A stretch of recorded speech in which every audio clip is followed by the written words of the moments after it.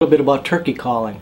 Whether you're a first-time caller or first-time hunter, I know you've got some questions and what types of call to use, what's the easiest to try and start out with.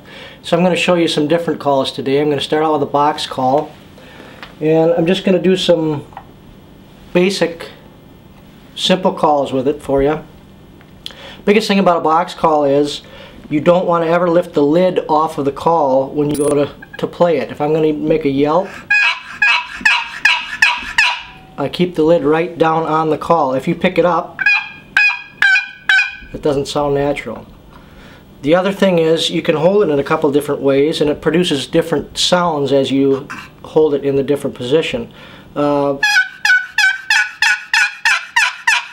little bit higher pitched sound there. I personally like to call this in this style because I can yelp, and then I can turn it into a cut.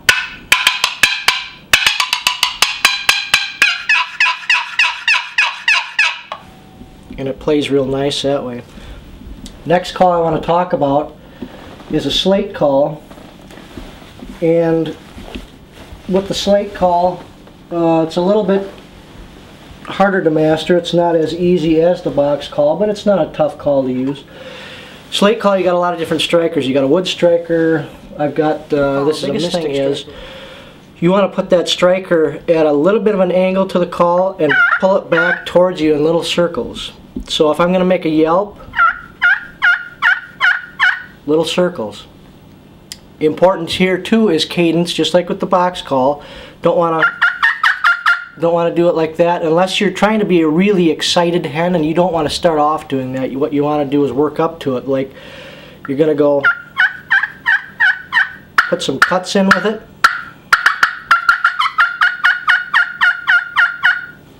And emotion in calling is a big factor. You can't just, make like that. It sounds kind of dead. There's no life in it.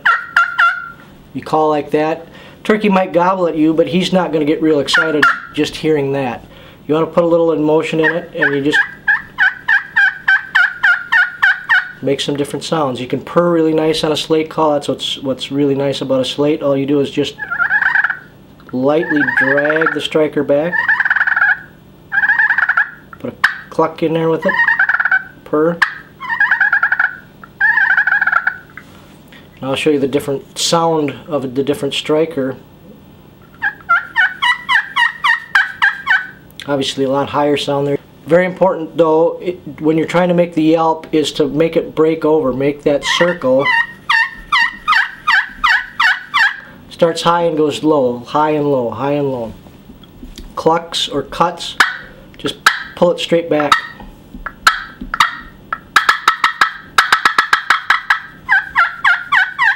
And finish it off with a nice yelp. Now if you want to get even more advanced and you want to free up your hands, because you want to have your hands on the gun when that gobbler's coming in, you don't want to have to put the call down, pick up the gun or pick up the bow, whatever. You're going to want to try and learn to use a mouth call. So with the mouth call, easiest mouth call to learn is a 2-reed call. That's easiest, or a single reed to start out with. What you want to do, just try and make some noises with it at first. Doesn't have to be a yelp, doesn't have to be a cluck. Just put it in to the roof of your mouth, and you always want to make sure on the call, if it's a double or a multi-reed call, the short reed always faces down towards your tongue, away from the roof of your mouth. Also, the aluminum horseshoe that makes the frame of the call generally bends over and makes a little bit of a bump here. That always faces down towards your tongue. But I'm going to put that up to the roof of my mouth, and I'm just going to put my tongue up as I push air past it and let it come down. That's how I get the high, the low.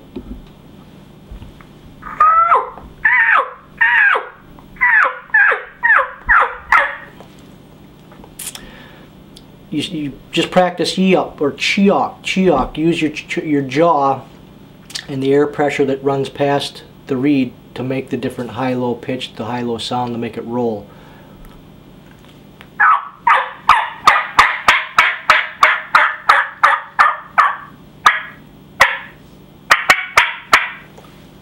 If I want to make a cluck or a putt, they just real fast, short burst. If I want to make a purr,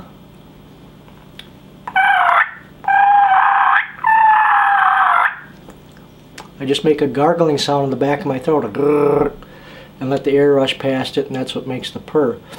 Mouth calls are extremely good at producing fighting purrs.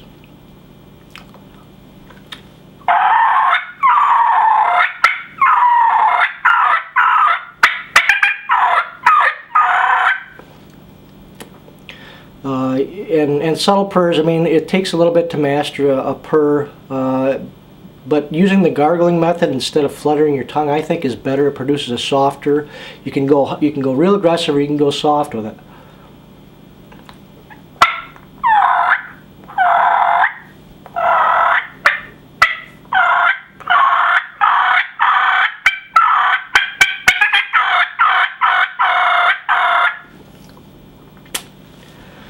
So those are some of the basic calls.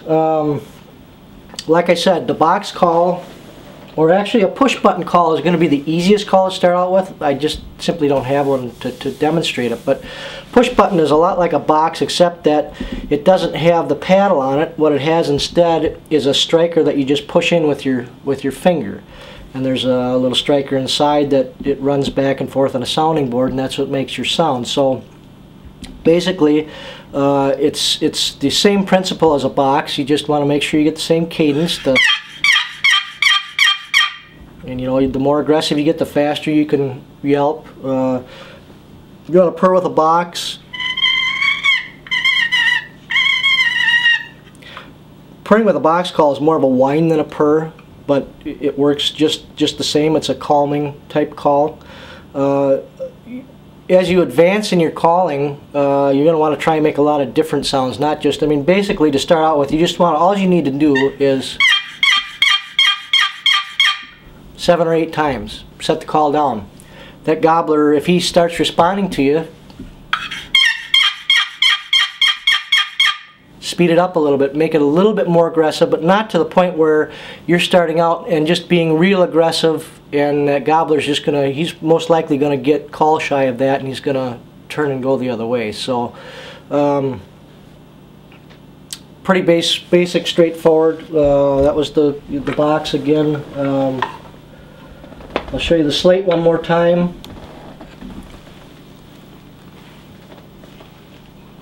And with the Slate, I mean, it makes excellent purrs. Just let that striker skip across the surface. Cluck, purr, cluck, purr. Slates are real simple to use. The biggest thing about a slate is you have to make sure that you rough the surface of the slate. And what I normally use is just like a Brillo pad type sanding material, and just always go in the same direction on it. Never do circles, never go crossways, always sand it up in the same direction. Make sure it's good and rough. Blow the dust off, and then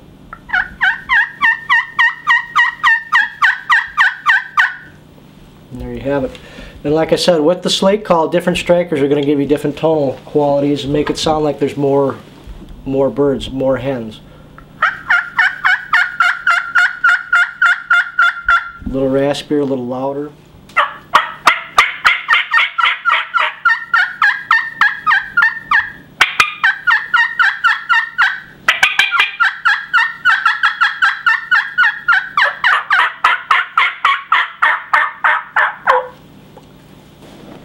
So basically that's it. I hope that this helps you guys out in learning how to call, and I hope this produces a big old gobbler for you this spring. So thanks for listening.